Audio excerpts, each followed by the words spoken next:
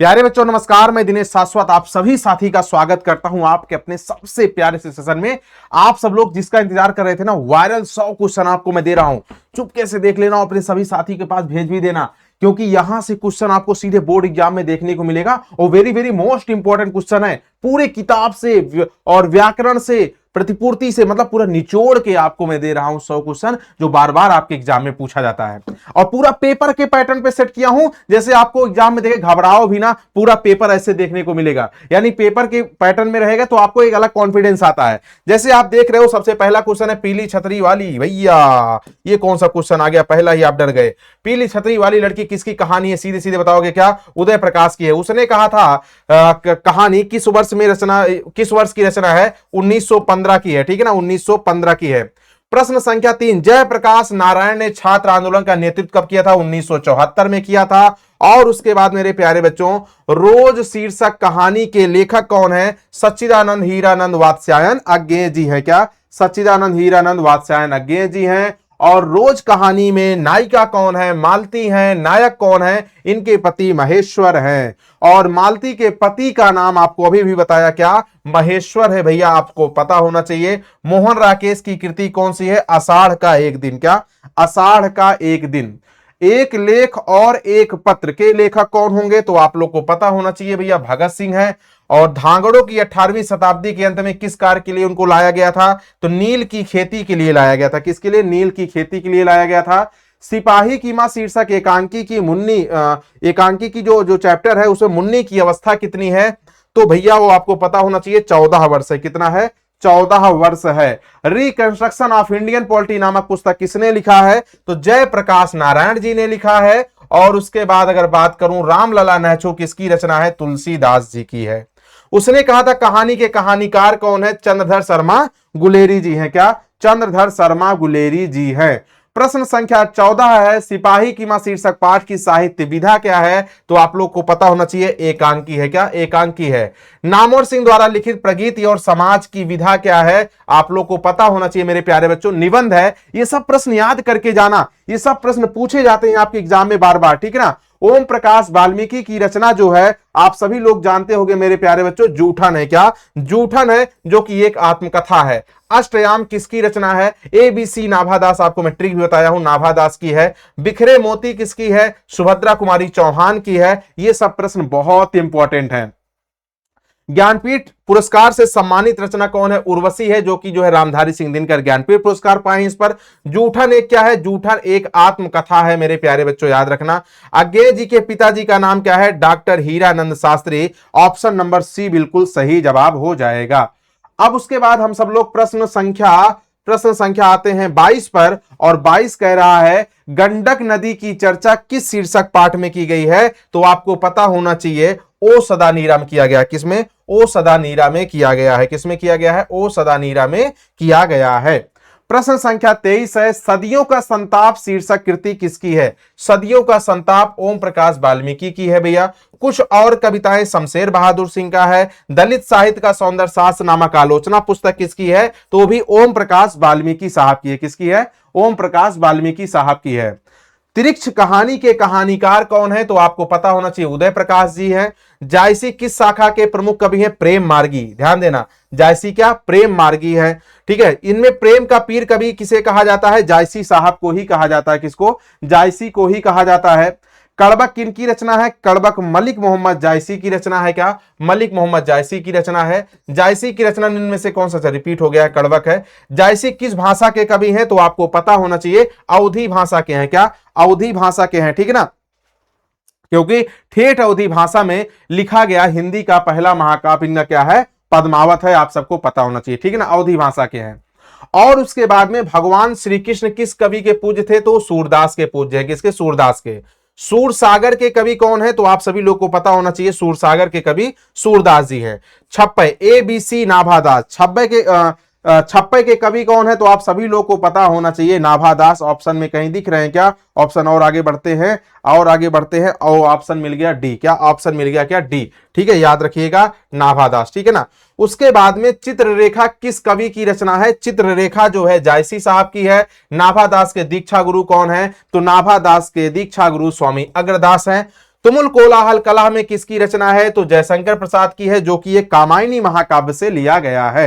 रोज कहानी शीर्षक से रोज शीर्षक कहानी में मालती मिट्टी का बर्तन गर्म पानी से क्यों धुल रही है? क्योंकि उसमें दही जमाना है। जयशंकर प्रसाद का महाकाव्य क्या है? कामायनी है। सिपाही की मां के रचनाकार कौन है? के रचनाकार कौन है? तो आप सबको पता होना चाहिए, मोहन राकेश साहब है। कौन है भैया? मोहन राकेश है, ठीक है ना। तुलसीदास का सर्वश्रेष्ठ महाकाव्य क्या है? तो तुलसीदास का सर्वश्रेष्ठ महाकाव्य रामचरितमानस है। तुमुल कोलाहल कलह में शीर्षक कविता किस महाकाव्य का अंश है? तो वो महाकाव्य कामायनी से लिया गया। कहां से? कामायनी से लिया गया है। पुत्र वियोग कविता के कवि कौन है? पुत्र वियोग कविता के कवि सुभद्रा कुमारी चौहान है। नई रोशनी का विष, ये प्रहसन किसका है? तो आपको जन ट्रिक बताया हूं। जे का मतलब जैसा काम वैसा परिणाम, ए का मतलब आचार विडंबन, एन का मतलब नई रोशनी का विष, ये बालकृष्ण भट्ट का है। चांद का मुंह टेढ़ा, ठीक है, कविता किसकी है? तो गजानन माधव मुक्ति बोध जी की है। प्रश्न संख्या 46 है, सुभद्रा कुमारी चौहान के पिताजी का नाम क्या है? ठाकुर रामनाथ सिंह है। और जो है सुभद्रा कुमारी चौहान का जन्म कब हुआ है? तो भैया 1904, आप सब लोग याद रखना, ठीक है। प्रश्न संख्या 48 है, पुत्र वियोग कविता के कवि कौन है? सुभद्रा कुमारी चौहान है। सुभद्रा कुमारी चौहान के पति का नाम क्या है? ठाकुर लक्ष्मण सिंह। क्या? ठाकुर लक्ष्मण सिंह। आंसर क्या हो जाएगा? ए बिल्कुल सही जवाब है। कछुआ धर्म किसका निबंध है? तो आपको पता होना चाहिए, चंद्र शर्मा गुलेरी जी का है। रचना के आधार पर वाक्य के कितने भेद होते हैं? तो रचना के आधार पर वाक्य के 3 भेद होते हैं। और रीति शब्द का बहुवचन क्या होगा मेरे प्यारे बच्चों? तो रीति शब्द का बहुवचन रीतियां हो जाएगा। क्या? रीतियां हो जाएगा। आप सभी लोग को पता होना चाहिए, ऑप्शन ए हो जाएगा। भीड़ शब्द में कौन सी संज्ञा है? समूहवाचक संज्ञा है मेरे प्यारे बच्चों। दक्षिण शब्द में कौन सी संज्ञा हो जाएगी? दक्षिण में याद रखना व्यक्तिवाचक संज्ञा हो जाएगी। क्या? व्यक्तिवाचक संज्ञा हो जाएगी। चतुराई में कौन सा प्रत्यय है? तो आप सब लोग क्या बताओगे? आई प्रत्यय हो जाएगा। क्या? आई प्रत्यय हो जाएगा। जिस संज्ञा से नापतौल वाली वस्तु का बोध होता है उसे क्या कहते हैं? तो नापतौल वाली जब बोध होती है तो उसे जो है क्या? द्रव्यवाचक संज्ञा कहते हैं। कृपणता शब्द में कौन सी संज्ञा है? तो आप लोग बताओगे भाववाचक संज्ञा। क्या? कृपणता शब्द में भाववाचक संज्ञा है, ठीक है। हिंदी में वचन के कितने प्रकार होते हैं? तो हिंदी में वचन के मात्र 2 प्रकार होते हैं, एक वचन और क्या? बहुवचन। अर्थ की दृष्टि से वाक्य के कितने भेद होते हैं? भैया ऑप्शन में यहां गलत लगा हुआ है, यहां पे कोई एक ऑप्शन बनाना पड़ेगा, याद रखिएगा। अर्थ के आधार पर जो है कितने भेद होते हैं भैया? अर्थ के आधार पर वाक्य के 8 भेद होते हैं, ठीक है ना। झुंड शब्द में कौन सी संज्ञा है? तो आप लोग बताओगे समूहवाचक संज्ञा है। जो खाने योग्य हो उसे खाद्य कहते हैं। क्या? उसे खाद्य कहते हैं। कारक के कितने भेद होते हैं? तो कारक के आप लोग को पता होना चाहिए 8 भेद होते हैं, ठीक है। तीर से बाघ मार दिया, साधन का प्रयोग किया, इसका मतलब करण कारक हो जाएगा। बिल्ली छत से कूद पड़ी, यानी अलगाव की बात कर रहा है, तो यहां पे क्या हो जाएगा? अपादान कारक। क्या? अपादान कारक हो जाएगा। और पुराण शब्द का विशेषण पौराणिक हो जाएगा। क्या? पौराणिक हो जाएगा। वह कलम से लिखता है, यहां भी साधन का प्रयोग कर रहा है, इसका मतलब जो है करण कारक हो जाएगा। कुहासा पड़ गया, कुहासा अच्छा पड़ा है, कुहासा पड़ गई नहीं, इसका मतलब पुल्लिंग हो जाएगा। ऐसी संज्ञाएं जिनका खंड सार्थक होते हैं उन्हें क्या कहते हैं? यौगिक शब्द कहते हैं। क्या? उन्हें यौगिक शब्द कहते हैं। यात्रा अच्छी होती है। क्या? यात्रा अच्छी होती है, इसलिए यात्रा में कौन सी लिंग हो जाएगी? स्त्रीलिंग हो जाएगी। क्या? स्त्रीलिंग हो जाएगी। किस स्वर को शहीद स्वर कहा जाता है? छोटा आ को कहा जाता है। किसको? छोटा आ को शहीद स्वर कहा जाता है। यहां भी ऑप्शन में नहीं लिखा हुआ है, याद रखना, मैं इसे बना दे रहा हूं। छोटा आ को शहीद स्वर कहा जाता है। हिंदी वर्णमाला में अक्षरों की कुल संख्या इस समय 53 हो गई है, लेकिन ऑप्शन में 53 नहीं दिया गया है, तो मजबूरी होगी आपको 52 लगाना पड़ेगा, ठीक है। 53 रहेगा, 53 लगाना पड़ेगा। आनंदमय शब्द में कौन सा समास है? तो आनंद में यानी तत्पुरुष समास, खुद में आनंद रहे, ठीक है। राम खेल रहा है, रही है, रहे हैं, रहेगा, तो इसमें जो है अपूर्ण वर्तमान काल हो जाएगा। क्या? अपूर्ण वर्तमान काल हो जाएगा अगर रहा है, रही है, रहे हैं मिलेगा तो।